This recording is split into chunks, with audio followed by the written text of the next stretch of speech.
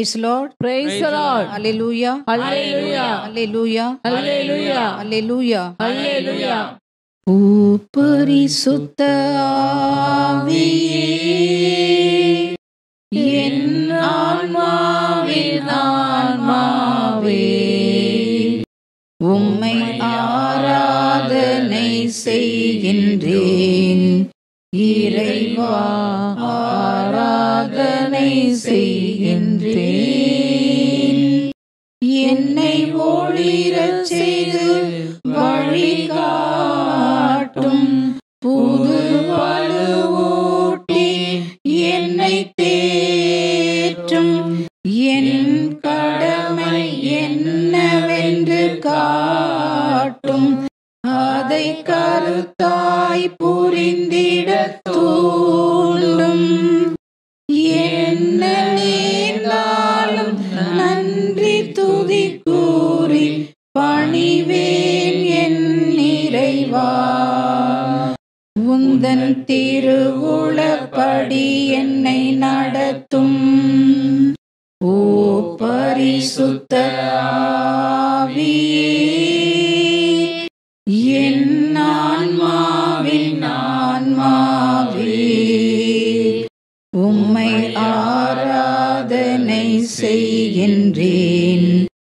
இறைவா, ஆராதனை செய்கின்றேன்.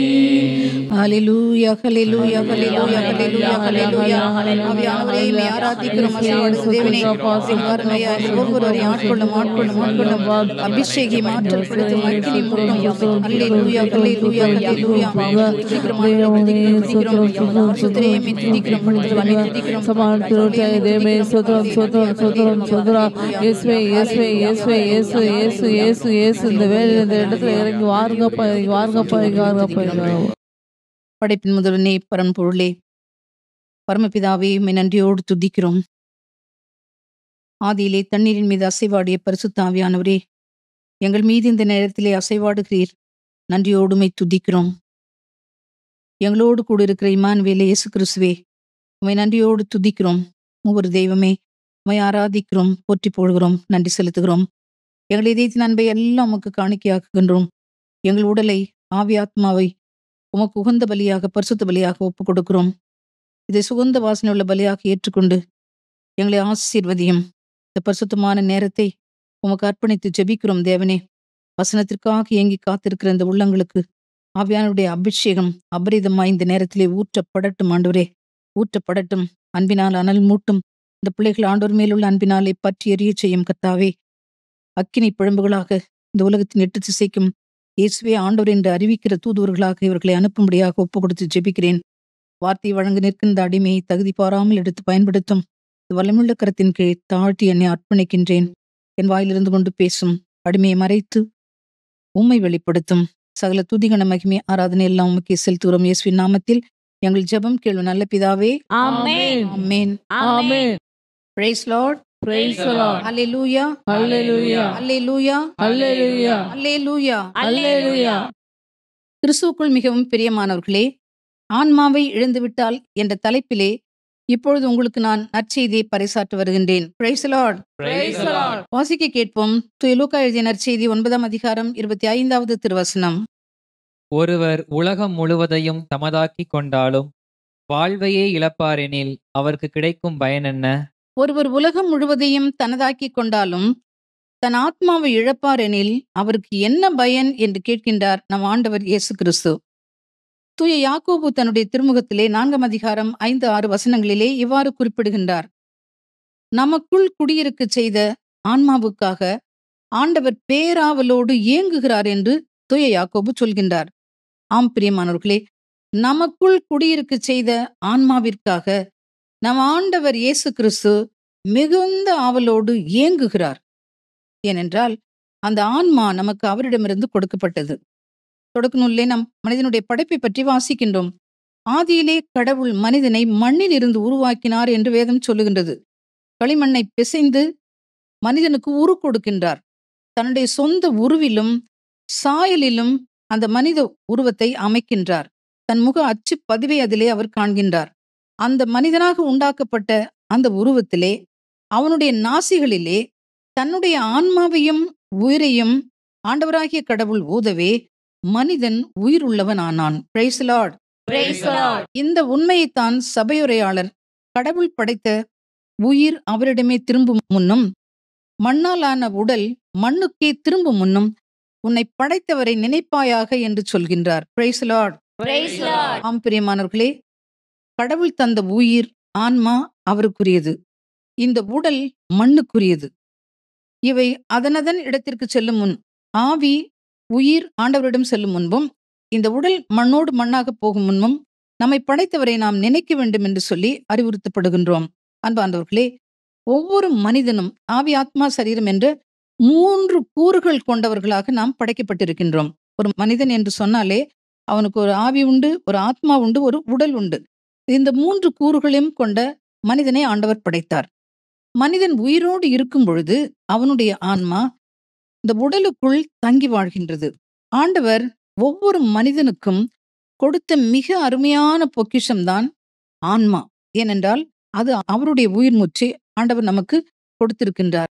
இந்த ஆன்மாவை நாம் பரிசுத்தமாக பாதுகாத்து நம்முடைய வாழ்வின் இறுதி நாளிலே ஆண்டவர் நம்மை சந்திக்க வரும்பொழுது அவர் கொடுத்த இந்த ஆன்மாவை நாம் அவரிடமே திருப்பி கொடுத்து விட வேண்டும் என்று சொல்வதுதான் நம்மை படைத்தவருடைய நோக்கமாக இருக்கின்றது. அதுவே நமது தலையாய கடமையும் உரிமையும் ஆகும். Praise the Lord. அல்லேலூயா. அல்லேலூயா. கடவுள் ஏன் மனிதனை படைத்தார்? அவரை அறிந்து கொள்ளவும், ஆராதிக்கவும், அன்பு செய்யவும், அவரை சேவிக்கவும், இறுதியிலே மோட்சத்தை சென்றடைவும் நம்மை படைத்திருக்கிறார் என்று சொல்லி திருமறைச் சுவடியிலே நாம் சிறு பிள்ளையாயிருக்கும் போதே வாசிக்கின்றோம்.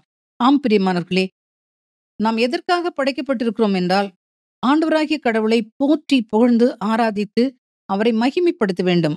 நம்பர் 1. இரண்டாவதாக, அவருக்கு மாத்திரமே நாம் பணிவிடை புரிய வேண்டும். அவர் ஒருவருக்கு மாத்திரமே நாம் ஊழியம் செய்ய வேண்டும். மூன்றாவதாக, அதிமிக வாஞ்சியோடு நாம் நற்செய்தியை பறைசாற்றி இயேசுவே ஆண்டவர் என்கிற சத்தியத்தை இந்த உலகம் முழுவதுக்கும் நாம் போதிக்க வேண்டும். நான்காவதாக, அவர் நமக்கு கொடுத்திருக்கிற இந்த ஆன்மாவை, நமக்குள் குடியிருக்க செய்திருக்கின்ற இந்த ஆன்மாவை நாம் பரிசுத்தமாக காப்பாற்றி வான் வீட்டிற்கு நாம் சேர வேண்டும். இந்த 4 முக்கியமான காரணங்களுக்காகத்தான் ஆண்டவர் மனிதனை படைத்திருக்கின்றார். ஒரு ஆண்டவராகிய கடவுளை போற்றி புகழ்ந்து ஆராதிக்க, அவர் ஒருவருக்கு மாத்திரமே நாம் பணிவிடை செய்ய வேண்டும். அவரை வல்லமையோடு அறிக்கை செய்து இயேசுவே ஆண்டவர் என்ற சத்தியத்தை எல்லா மக்களுக்கும் நாம் அறிவிக்க வேண்டும். நமக்குள் குடியிருக்க செய்த இந்த ஆன்மாவை பரிசுத்தமாக காப்பாற்றி நித்திய ஜீவனுக்குள் நாம் போக வேண்டும். ஆம் பிரியமானவர்களே, நமக்குள் கடவுள் வைத்த இந்த ஆன்மாவை ஒரு குழந்தைக்கு ஒப்பிடலாம். ஒரு தாய் ஒரு குழந்தையை எப்படி பராமரித்து பாதுகாப்பார்களோ அதே போல் நம்முடைய ஆன்மாவை பாதுகாக்க வேண்டியது நம்முடைய கடமையாக இருக்கின்றது. ஆன்மாவை எப்படி பாதுகாப்பது என்று நீங்கள் என்னிடம் கேட்கலாம். முதலாக, கட்டளைகளை கடைபிடித்து கடவுளுக்கு மனிதருக்கும் உகந்த பரிசுத்தமான வாழ்வு வாழுங்கள். உங்கள் ஆன்மாவை நீங்கள் பாதுகாக்க வேண்டும் என்றால் நீங்கள் கடைபிடிக்க வேண்டியது நம்பர் 1, கட்டளைகளை கடைபிடித்து கடவுளுக்கும் மனிதருக்கும் உகந்த பரிசுத்தமான வாழ்வு வாழுங்கள். கடவுளுக்கும் மனிதருக்கும் நீங்கள் பிரியமானவர்களாக வாழ வேண்டும். இரண்டாவதாக, நம்முடைய சிந்தனையும் சொல்லும் செயலும் கடவுளுக்கும் மனிதருக்கும் உகந்ததாக இருக்க வேண்டும். மூன்றாவதாக, உங்கள் ஆன்மாவை நீங்கள் பாதுகாத்துக் கொள்ள வேண்டும் என்றால் ஒவ்வொரு நாளும் அதிகாலையில் எழுந்து வல்லமையோடு அபிஷேகத்தில் நிரம்பி 1 மணி நேரமாவது ஆண்டவரை துதித்து பாடி அவரை மகிமைப்படுத்த வேண்டும். நான்காவதாக, வேதத்தை வாசித்து தியானித்து நீங்கள் அதை உள்வாங்க வேண்டும், அதை தன்மயமாக்க வேண்டும்.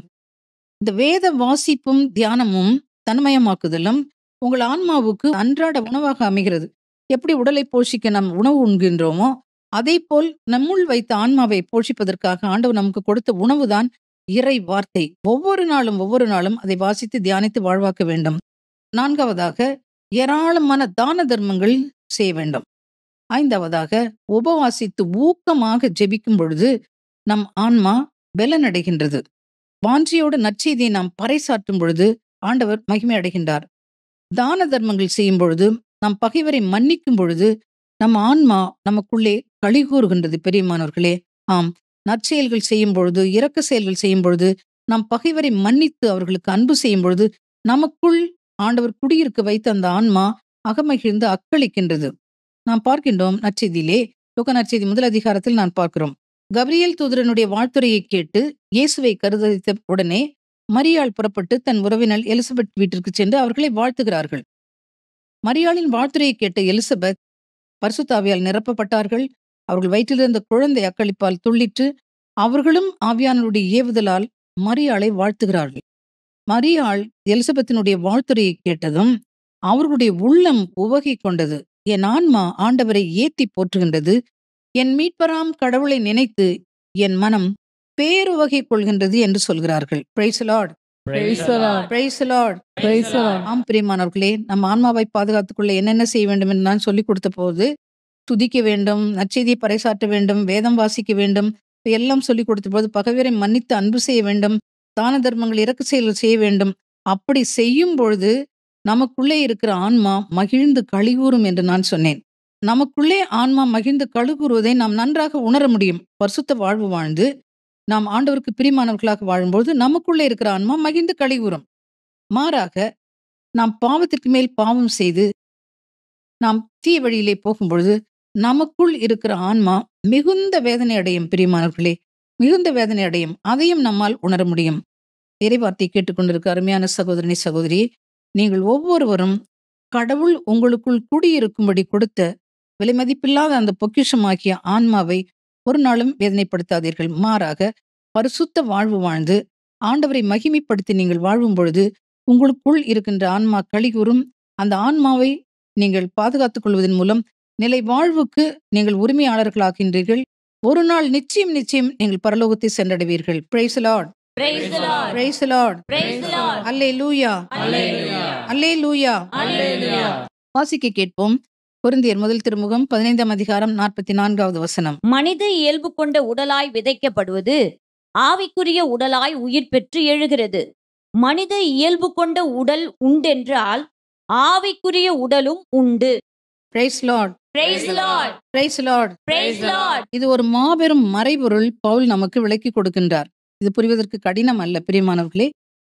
மனித இயல்பு கொண்ட உடல் நமக்கு உண்டு. நமது தோல், சதை, எலும்பு, நரம்பு, இரத்த குழாய்கள், இது எல்லாமே மனித இயல்பு கொண்ட உடல் இருப்பது எவ்வளவு உண்மையோ அதே போல் ஆவிக்குரிய உடலும் உண்டு என்று சொல்லி பவுல் நமக்கு சொல்லிக் கொடுக்கின்றார். இந்த மனித இயல்பு கொண்ட உடலிலேதான் ஆன்மாவும் ஆவியும் தங்கி வாசம் செய்கின்றது. நாம் மரிக்கும் பொழுது நம்முடைய ஆவியும் ஆன்மாவும் மனித இயல்பு கொண்ட உடலை விட்டு வெளியே வந்து ஆவிக்குரிய உடலிலே பயணித்து படைத்தவரை நோக்கி செல்கின்றது. அங்கே செல்லும் பொழுது உயிரானது, அதாவது ஆவியானது அதை படைத்தவரிடமே திரும்பி சென்றுவிடும். ஆன்மா செய்த நன்மை தீமைக்கு ஏற்றவாறு தனி தீர்வை பெற்று நல்லது செய்திருந்தால் மோட்சம், தீயது செய்திருந்தால் நரகம், இப்படி அது சென்றுவிடும். பிரியமானவர்களே, இந்த மறைபொருளை நீங்கள் உணர்ந்திருக்க வேண்டும். நான் இந்த உலகத்தில் வாழ்கின்ற வாழ்க்கையெல்லாம் நம்முடைய ஆடம்பரம், நாம் என்னென்னத்தை சேர்த்து வைக்க கனவு காண்கின்றோமோ, எதற்காக நம்ம உழைக்கிறோமோ முழு மூச்சோடு, அது எல்லாம் மண்ணோடு புதைக்கப்படுகிறது. இந்த மனித இயல்பு கொண்ட உடல் மக்கி விடுகிறது. ஆவிக்குரிய உடலிலே பயணம் செய்கின்ற ஆன்மாவும் ஆவியும், ஆவி அதாவது உயிர் கடவுள் நமக்கு கொடுத்தது. நான் சொன்ன தொடக்க நூலிலே களிமண்ணால் மனிதனை ஆண்டவர் உண்டாக்கி அவன் நாசிகளில் உயிர் மூச்சை ஊதவே அவன் மனிதன் ஆனான். உயிர் மூச்சை ஊதும் பொழுது கடவுளுடைய ஆன்மாவும் ஆவியும் நமக்குள்ளே ஊதப்பட்டிருக்கின்றது. அப்போ அந்த ஆவி கடவுளுடைய உயிர், அந்த உயிர் அவரிடமே போய்விடுகிறது. ஆவிக்குரிய உடலிலே ஆன்மா தனித்தீர்வை பெற்று நரகத்திற்கோ மோட்சத்திற்கோ போகிறது. இதை பற்றிய தெளிவான அறிவு உங்களுக்கு இருக்க வேண்டும் பிரியமானவர்களே. இவ்வளவுதான் இந்த வாழ்க்கை ஓட்டம். இந்த உலகத்திலே நாம் படுகிற பாடுகள், நாம் அலைகிற அலைச்சல், நாம் சாதிக்கிற சாதனைகள், இவை எல்லாமே இதோடு முடிந்து போகிறது. இதை உணர்ந்தவர்களாய் ஒரு உலகத்தை எல்லாம் தனதாக்கி கொண்டாலும் ஆன்மாவை இழந்தால் என்ன பயன் என்று சொல்லி ஆண்டவர் நம்மிடம் கேட்கின்றார். இந்த வசனத்தால் ஆட்கொள்ளப்பட்டு எத்தனை பேர் பெரிய புனிதர்களானார்கள், அது நமக்கு தெரிந்த விஷயம். நாம் ஒவ்வொருவரும் இதை உணர வேண்டும். இந்த உலகத்தை முழுசு நம்ம சுத்தி வளைச்சாலும் ஓகோன்ட்டு வாழ்ந்தாலும் ஒரு நாள் இதுதான் நமக்கு முடிவு. அன்பார்ந்தவர்களே, தெய்வ பயமே இல்லாமல் துணிச்சலோடு பாவம் செய்து கொண்டே இருக்கிறீர்களா? இந்த நேரத்திலே பாவ அறிக்கை செய்து பாவ மன்னிப்பின் நிச்சயத்தை பெற்றுக்கொள்ளுங்கள். நம் ஆண்டவராகிய இயேசு கிறிஸ்து உங்களுக்காக சிந்திய ரத்தம் விருதாவாகாதபடி அவருடைய மகாபரிசு ரத்தத்தினால் நீங்கள் முற்றிலுமாக கழுவப்பட்டு நீங்கள் பாவ மன்னிப்பு நிச்சயத்தை பெற்று பரிசுத்தமாகுங்கள். உங்களுக்குள்ளே ஆண்டவர் வைத்திருக்கிற அந்த ஆன்மாவை குறித்து அவர் மிகவும் மிகவும் ஏக்கமாக இருக்கின்றார். அந்த ஆன்மாவை பரிசுத்தமாக காப்பாற்றிக் கொள்ளும்படி பரிசுத்த வாழ்வு வாழ்ந்து விசுவாசத்தில் உறுதியோடு இருந்து அவர் கொடுத்த ஆன்மாவை நாம் பாதுகாத்துக் கொள்ள வேண்டும் இறுதி நாள் வரைக்கும். அல்லேலூயா, அல்லேலூயா, அல்லேலூயா. அல்லேலூயா. ஆத்துமாவே கர்த்தரையே நோக்கி அமர்ந்திரு. ஆத்துமாவே கர்த்தரையே நோக்கி அமர்ந்திரு. நான் நம்புவது அவராலே வறுமை வந்திடுமே. நான் நம்புவது கர்த்தராலே வறுமை வந்திடுமே. ஆத்துமாவே கர்த்தரையே நோக்கி அமர்ந்திரு. விட்டு விடாதே நம்பிக்கையை, வெகுமதி உண்டு. விட்டு விடாதே நம்பிக்கையை, வெகுமதி உண்டு. விசுவாசத்தால் உலகத்தை வெல்வது நீதான்.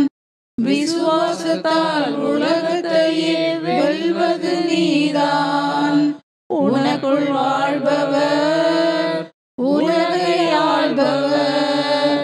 உனக்குள் வாழ்பவர் உலகை ஆள்பவர். நான் நம்புவது அவராலே வறுமை வந்திடுமே. நான் நம்புவது கர்த்தராலே வறுமை வந்திடுமே. ஆத்துமாவே கர்த்தரையே நோக்கி அமர்ந்திரு. Praise the Lord. Praise the Lord. வாசிக்க கேட்போம். தானியேல் ஆகமம் 3 அதிகாரம் 17-18 வசனங்கள். அப்படியே எது நிகழ்ந்தாலும் நாங்கள் வழிபடுகின்ற எங்கள் கடவுள் எரிகின்ற தீச்சுளை நின்று எங்களை மீட்க வல்லவர். அவரே எங்களை கையினின்றும் விடுவிப்பார். அப்படியே அவருக்கு மனமில்லாமல் போனாலும், அரசரே, நாங்கள் உம்முடைய தெய்வங்களை வழிபட மாட்டோம்.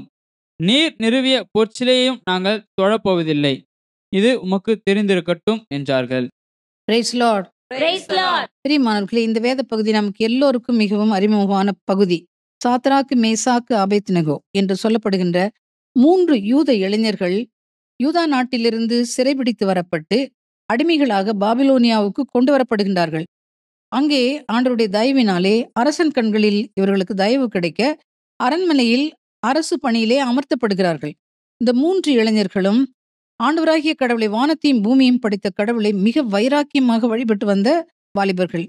அந்நாட்களிலே இவர்கள் நன்றாக பணி செய்து கொண்டிருக்கிறார்கள். எல்லாம் நன்றாக போய்கொண்டிருக்கிறது. நெபுகத்நேசர் அரசன் அந்த நாட்களிலே ஒரு மாபெரும் பிரம்மாண்டமான பொற்சிலையை நிறுவி நாட்டு மக்கள் அத்தனை பேரையும் இசைக்கருவிகள் முழங்கும் பொழுது எல்லோரும் தாழ பணிந்து விழுந்து அந்த பொற்சிலையை ஆராதிக்க வேண்டும். ஆராதிக்க மறுத்தால் எரிகின்ற தீச்சுளையிலே தூக்கி எறியப்படுவார்கள் என்று சொல்லப்படுகிற ஒரு கட்டளையும் அவன் இடுகின்றான். இதை அறிந்த சித்ராக், மேசேக், ஆபேத்நேகோ எது நடந்தாலும் சரி தங்கள் ஆன்மாவை காத்து கொள்ளும்படியாக அரச கட்டளைக்கு கீழ்ப்படிய மறுக்கின்றார்கள். அரசு பணி போனாலும் சரி, ஜீவனே போனாலும் சரி, ஆண்டவர் மீது உள்ள விசுவாசத்தில் அவர்கள் வைராக்கியமாக வேரூன்றி நின்று அரச கட்டளைக்கு கீழ்ப்படிய மறுக்கின்றார்கள். அதோடு மட்டுமல்லாமல் அரசரை பார்த்து, அரசே, நாங்கள் வழிபடுகின்ற எங்கள் கடவுள் எரிகின்ற இந்த தீச்சூளையிலிருந்தும் உமது கரங்களிலிருந்தும் எங்களை காப்பாற்ற வல்லவராக இருக்கின்றார். அப்படியே அவருக்கு எங்களை காப்பாற்ற மனமில்லாமல் போனாலும் நீர் நிறுவிய இந்த சிலையை நாங்கள் ஆராதிக்க மாட்டோம் என்று சொல்லி வீர முழக்கமிடுகின்றனர். அரசன் பயங்கர கோபப்படுகிறான். கோபப்பட்டு தீச்சுளையினும் 7 மடங்கு அதிகமாக அவன் சூடேற்றுகிறான். அதிலே சித்ராக், மேசேக், ஆபேத்நேகோவை தூக்கி எறி செய்கிறான். தூக்கி எறிந்தவர்கள் சுட்டு பொசுக்கப்படுகிறார்கள். இந்த 3 வாலிபர்களும் அவர்களுடைய ஆழ்ந்த உயிருள்ள விசுவாசத்தின்படியே அந்த தீச்சூளையிலிருந்து ஆண்டவரால் காப்பாற்றப்படுகிறார்கள். இவர்கள் 3 பேருக்கும் அந்த தீ எந்த தீங்கும் இழைக்கவில்லை. அவர்கள் உயிரோடு தீ நடுவே நடந்து ஆண்டவரை போற்றி துதிக்கின்றார்கள். பிரியமானவர்களே, இந்த 3 வாலிபர்களும் ஆண்டவர் மீது கொண்டுள்ள அந்த விசுவாசத்திற்காக, தங்கள் ஆன்மாவை காப்பாற்றிக் கொள்வதற்காக தங்களுக்குள்ள எல்லாவற்றையும் இழக்க அவர்கள் தயாரானார்கள். அதோடு கூட மட்டுமில்லாமல் எல்லாவற்றையும் ஒப்பு கொடுத்தார்கள். எது வந்தாலும் வரட்டும் என்று சொல்லி அவர்கள் ஒப்பு கொடுத்தார்கள். ஆண்டவர் மாபெரும் புதுமையை அவர்களுக்காக நிகழ்த்தினார். அன்பார்ந்தவர்களே, ஒருவன் உலகத்தை எல்லாம் ஆதாயமாக்கி கொண்டாலும் அவன் ஆத்மாவை இழந்தால் அவனுக்கு என்ன பயன்? ஆம் பிரியமானவர்களே, ஆத்மாவை இழக்கக்கூடிய தருணங்கள் வரும்பொழுது, சோதனைகள் வரும்பொழுது நம்முடைய விசுவாசம் இன்னும் சில காலங்களிலே மிகவும் கடுமையாக பரிசோதிக்கப்படும். நாம் இப்பொழுது மிகவும் பாதுகாப்பான ஒரு சூழ்நிலையிலேயே நாம் கிறிஸ்தவர்களாக வாழ்ந்து கொண்டிருக்கிறோம். நம்முடைய விசுவாச பரிசோதனை இதைவிட மோசமாக வரப்போகின்றது. அந்த நாட்களிலே நாம் எப்படி இருக்க போகிறோம்? விசுவாசத்திலே வேரூன்றி இருக்க போகிறோமா? ஆண்டவரை மறுதலிக்க போகிறோமா? இந்த ஆன்மாவுக்காக நம் உயிரையும் கொடுக்க தயாராக இருக்க போகிறோமா என்று சொல்லி இப்பொழுதிருந்தே நீங்கள் சிந்தியுங்கள், தயாராகுங்கள். பிரியமானவர்களே, ஆண்டவர் அருவருக்கின்ற கொடிய பாவம் எதையுமே செய்யாதீர்கள். ஆம், ஆண்டவர் அருவருக்கிற கொடிய பாவங்கள் நமக்கு தெரியவை என்று. அதில் ஒன்றுதான் சிலை வழிபாடு. இந்த 3 வாலிபர்களும் அந்த சிலை வழிபாடு செய்ய மறுத்ததால் தீச்சூளையிலே எறியப்பட்டார்கள் என்று நாம் பார்க்கின்றோம். சிலை வழிபாடு என்பது என்ன? உயிருள்ள உண்மையான கடவுளை வழிபடாமல் மனித கைகளால் செய்யப்பட்ட சிலைகளை கடவுள் என்று சொல்லி ஆராதிப்பதும் அதற்கு பணிவிடை செய்வதும் தான் சிலை வழிபாடு. அன்பார்ந்தவர்களே, எக்காரணத்தை முன்னிட்டும் சிலை வழிபாடு செய்யாதீர்கள். சிலை வழிபாடு செய்கிறவர்களுக்கு பரலோகம் கிடையாது என்று நிச்சயமாக நீங்கள் அறிந்து கொள்ள வேண்டும். பிரியமானவர்களே, யாரெல்லாம் சிலை வழிபாடு செய்கிறீர்களோ, சிலை வழிபாடு செய்ய பிறரை தூண்டுகிறீர்களோ, சிலை வழிபாட்டுக்கு காரணமாயிருக்கிறீர்களோ, நிச்சயமாக நீங்கள் பரலோகம் போக மாட்டீர்கள். மிகுந்த வேதனையோடு உங்களுடைய ஆன்மா எரிநரகத்திற்கு போகும் என்பதை திட்டமும் தெளிவுமாக அறிந்து கொள்ளுங்கள். ஒரே கடவுளும் என்றென்றும் வாழ்கின்றவரும் விண்ணையும் மண்ணையும் படைத்தவரும் விண்ணுக்கும் மண்ணுக்கும் அதிபதியானவரும் உயிருள்ளவருமான நம் ஆண்டவர் இயேசு கிறிஸ்துவை வழியும் உண்மையும் வாழ்வுமானவரை மறுதலித்து பயனற்ற சிலைகளை வழிபடுகிறவர்களே, உங்களுக்கு ஐயோ கேடு. நீங்கள் வழிபடுகிறது பற்றாது என்று சொல்லி பிறரையும் இந்த சிலைகளை வழிபட வைக்கிறீர்கள் என்றால் நிச்சயம் நீங்கள் கடவுளுடைய தண்டனைக்கு தப்பவே மாட்டீர்கள் என்று சொல்லி உறுதியாக அறிந்து கொள்ளுங்கள். பிரியமானவர்களே, சிலை வழிபாடு செய்ய யாரெல்லாம் காரணமாக இருக்கிறீர்களோ, சிலை வழிபாடு செய்கின்றீர்களோ, நீங்கள் முற்றிலும் அழிந்து போகும் முன்பாக இப்பொழுதே மனம் மாறுங்கள். உண்மை தெய்வம், உயிருள்ள தெய்வம் இயேசு கிறிஸ்துவின் பாதத்திலே வந்து விழுங்கள். உங்கள் ஆன்மாவை நீங்கள் காத்துக்கொள்வீர்கள். Praise Lord, Praise the Lord. Praise Lord, Praise the Lord. Hallelujah, Hallelujah. Hallelujah. Hallelujah. பிரியமானவர்களே, நம் ஆண்டவராகிய இயேசு கிறிஸ்துவை ஆண்டவரும் மீட்பருமாக விசுவசித்து ஏற்றுக்கொண்டு அவரை ஆராதித்து அவர் ஒருவருக்கே பணிவிடை செய்யுங்கள். ஜீவனையே இழக்க நேர்ந்தாலும் இயேசுவே ஆண்டவர் என்று சொல்லி வல்லமையோடு அறிக்கை செய்யுங்கள். நற்செய்தியை பறைசாற்றுங்கள். ஏராளம் ஆத்மாக்களை அறுவடை செய்யுங்கள். அநேகரை யாரெல்லாம் நம்மோடு தொடர்பில் இருக்கிறார்களோ அத்தனை பேரையும் ஒளியாம் இயேசு கிறிஸ்துவிடம் கொண்டு வந்து சேருங்கள். அன்பார்ந்தவர்களே, நாம் வாழ்கின்ற இந்த காலகட்டம் மிகவும் குறுகிய காலகட்டம். நாம் இறுதி காலத்தை நெருங்கி வந்துவிட்டோம். நம் ஆண்டவராகிய இயேசு கிறிஸ்துவனுடைய வருகை மிகவும் அண்மையில் இருக்கிறது. பிரியமானவர்களே, இந்த இறுதி காலத்திலே விசுவாசத்தால் நாம் சோதிக்கப்படுகிறது ஒரு பக்கம் இருக்கும் பொழுது, இன்னொரு புறம் நற்செய்தி எங்கு பார்த்தாலும் அறிவிக்கப்படும். விசுவாசத்தை வளர்க்க நமக்கு வாய்ப்பு கொடுக்கப்படும். மற்றொரு புறம் போலி இறைவாக்கினர்களும் போலி போதகர்களும் தோன்றி நம்மை வழிமாறி செல்ல அவர்கள் திசை திருப்புவார்கள். இயேசுவை கடவுள் இல்லை என்று சொல்வார்கள். இயேசுவை கொச்சைப்படுத்தி பேசுவார்கள். எம்மதமும் சம்மதம் என்று சொல்வார்கள். இவரையும் வழிபடலாம், அவரையும் வழிபடலாம் என்று சொல்லி உங்களை திசை திருப்ப பார்ப்பார்கள். இவர்களை நம்பவே நம்பாதீர்கள். பிரியமானவர்களே, இவர்கள் பொய்யர்கள், ஏமாற்றுக்காரர்கள், எத்தர்கள். உங்களை ஏமாற்றி உங்கள் ஆன்மாவை எரிநரகத்தில் தள்ளுவதற்கு சாத்தான் பயன்படுத்துகின்ற கூலிப்படை இவர்கள் என்பது திட்டமும் தெளிவாக அறிந்து கொள்ளுங்கள். இவர்களை நீங்கள் அடையாளம் கண்டுகொள்ள வேண்டும். இவர்கள் போதிப்பதும் இவர்கள் சொல்லுவதும் வேதத்தோடு ஒத்திருக்கிறதா, வேதத்தோடு பொருந்துகிறதா என்று சொல்லி நீங்கள் ஆராய்ந்து அறிய வேண்டும். அன்பார்ந்தவர்களே, நம் ஆண்டவராகிய இயேசு கிறிஸ்து ஒருவரே கடவுள். உண்டானது எல்லாம் அவராலே உண்டாக்கப்பட்டது என்று சொல்லி யோவான் 1 முதல் 3 வசனங்களிலே வாசிக்கிறோம். அவர் உண்மையாகவே வார்த்தை கடவுளோடு இருந்தார், கடவுளாயும் இருந்தார். உண்டானது எல்லாம் அவராலே உண்டானது என்று சொல்லி நாம் வாசிக்கின்றோம். அதோடு கூட திருத்தூதர்கள் பணி 4 12 வசனத்திலே வானத்தின் கீழ் நாம் மீட்பு பெறும்படி நமக்கு கொடுக்கப்பட்ட ஒரே ஒரு நாமம் இயேசு என்கிற நாமம். அவர் ஒருவரால் மாத்திரம்தான் நமக்கு மீட்பு உண்டு என்று சொல்லி திருத்தூதர்கள் பணி 4:12 நாம் வாசிக்கிறோம். இறுதியாக திருவெளிப்பாடு 22:12 இதோ நான் விரைவில் வருகிறேன் என்று சொல்லியும் ஆண்டவர் சொல்கின்றார். இந்த வசனங்கள் எல்லாம் நம் ஆண்டவர் இயேசு கிறிஸ்துவுக்கு உரியவர். நம் ஆன்மா அவருக்கு சொந்தம். ஒரு நாள் நாம் அவரிடம் போய் சேர வேண்டும். அவருடைய வருகை மிகவும் அண்மையில் உள்ளது. அவரை சந்திக்க, பரலோகம் போய் சேர நம் ஆத்மாவை தயார்படுத்த வேண்டியது நம்முடைய கடமை என்று சொல்லி நாம் உணர்ந்திருக்க வேண்டும். அதற்காக நாம் பாடுபட வேண்டும். அநேக மக்களை நாம் இந்த உபதேசத்திற்குள் கொண்டு வந்து ஆண்டவரை சந்திக்க தயாராக வேண்டும். பிரியமானவர்களே, உண்மையான கடவுளும் மீட்பரும் உலகத்தின் முடிவிலே நம் எல்லோரையும் நடத்தியிருக்க வருபவரும் நம் ஆண்டவர் இயேசு கிறிஸ்துவே என்பதை அறிந்து அவர் ஒருவரையே ஆராதித்து அவர் ஒருவருக்கே நீங்கள் பணிவிடை செய்யுங்கள். அப்பொழுது நீங்கள் உங்கள் ஆன்மாவை காத்துக்கொள்வீர்கள். Praise Lord, Praise the Lord. Praise Lord. Praise the Lord. வாசிக்க கேட்போம். 1 பேதுரு 5ஆம் அதிகாரம் 8வது வசனம். அறிவு தெளிவோடு விழிப்பாயிருங்கள்.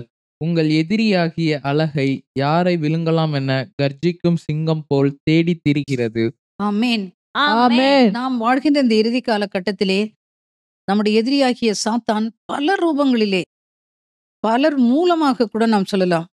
இயற்கையில் நடக்கிற மாறுதல்கள், நம்மை ஆட்சி செய்கின்ற ஆட்சியாளர்கள், புது புதுசாக கிளம்புகிற மனிதர்கள், இவர்கள் எல்லார் மூலமாகவும் கர்ஜிக்கும் சிங்கத்தைப் போல யாரை விழுங்கலாம் என்று தேடித் திரிகின்றான்.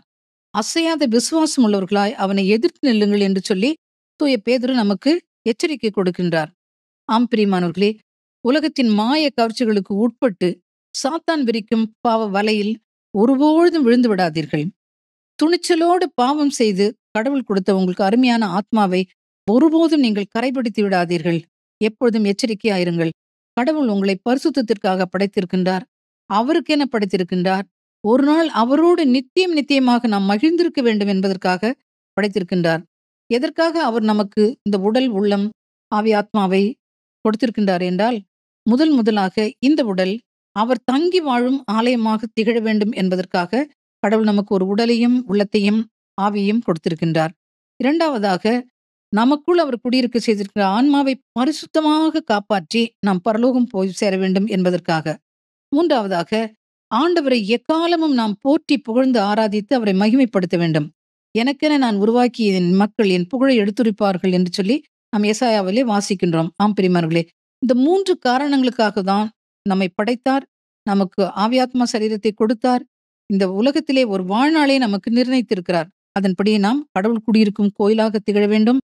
நமக்குள் அவர் குடியிருக்க செய்திருக்கிற ஆன்மாவை பரிசுத்தமாக பாதுகாத்து கொண்டு விண்ணகம் போய் சேர நாம் பாடுபட வேண்டும். மூன்றாவதாக, உயிரோடு உள்ள நாட்கள் எல்லாம் ஆண்டவரை போற்றி புகழ்ந்து ஆராதித்து அவரை மகிமைப்படுத்த வேண்டும். எனக்கு அன்பார்ந்தவர்களே, இந்த உலகத்திலே பெரும்பாலான மக்கள் எப்பொழுதும் பரபரப்பு, எப்பொழுதும் பிஸி, எதுக்குமே நேரம் இல்லை என்று சொல்லி பிஸி என்று உழைக்கிறார்கள், வாழ்கிறார்கள், வேலை செய்கிறார்கள்.